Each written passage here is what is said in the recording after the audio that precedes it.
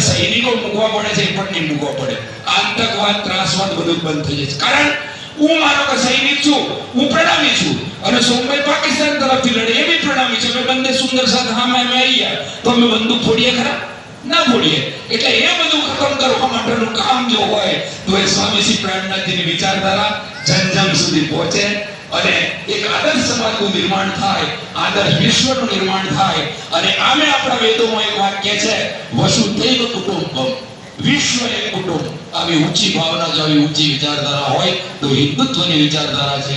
અને મને આ બોલવા માટે આ તબક્કે મંચ મંત્રીશ્રીએ જે 2-5 મિનિટ સમય ફાળ્યો તે બદલ તેમનો હું ખૂબ ખૂબ આભાર વ્યક્ત કરું છું. અને પાનબાઈ માટે કહું તો પાનબાઈ ગુજરાતના બહુ મોટા સંત થઈને પાનબાઈનું હમણાં ભજન ગાયા હતા.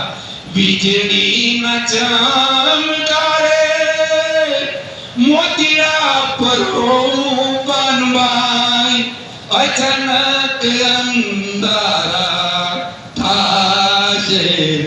હોવરાની ઉંમર થઈ જાય, હવે ક્યાંક ને ક્યાંક બધાએ તન છોડ્યા છે, છોડવા પડશે. અને એમને આ શોભા મળી છે ને, એ 3 દીકરાઓને પણ ધન્યવાદ છે.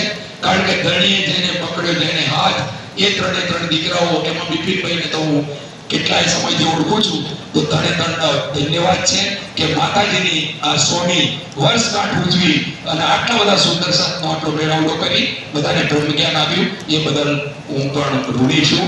73 ગામ મણકર સમાજ તરફથી પણ હું સૌના અભિનંદન પાછું છું. આ પરિવારને એ સુખી રહે, સંપન્ન રહે અને સમાજમાં પણ આગવું સ્થાન પ્રાપ્ત કરેલી અભ્યર્થના સાથે વિરમું છું.